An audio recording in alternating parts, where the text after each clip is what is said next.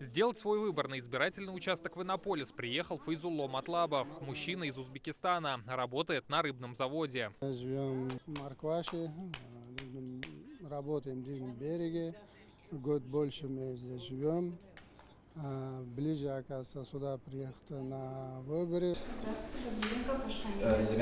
Отдали свои голоса и студенты университета Иннополис. Леонид учится на 2-м курсе, на выборах впервые. Гражданин этой страны, я имею право, обязан отдать свой голос, потому что все-таки демократия. Избирательный участок открылся в час дня. Его появление в Иннополисе не случайно. Здесь учатся и работают 25 граждан Узбекистана. В Верхнеуслонском районе больше 100 представителей этой страны. Возможность проголосовать есть для каждого. Мы проанализировали список граждан, которые сегодня находятся на территории нашего района из Узбекистана, и увидели, что максимальное количество работают на промышленных предприятиях.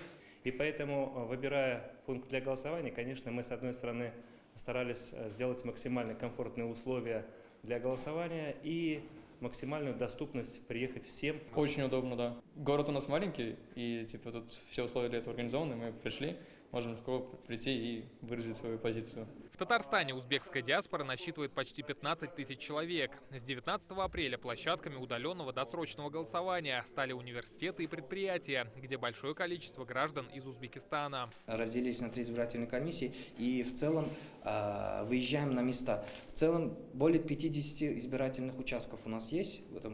Во всех регионах мы покрыли почти все регионы Татарстана. Важно, да, граждане Узбекистана мы тоже приехали все-таки проголосовать.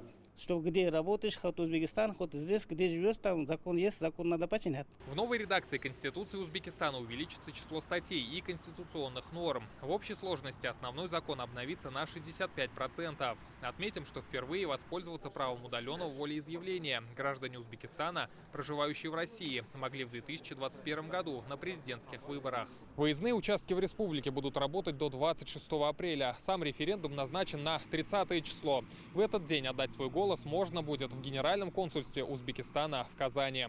Рамиль Галиуллин, Алмаз Зейдинов, ТНВ, Иннополис.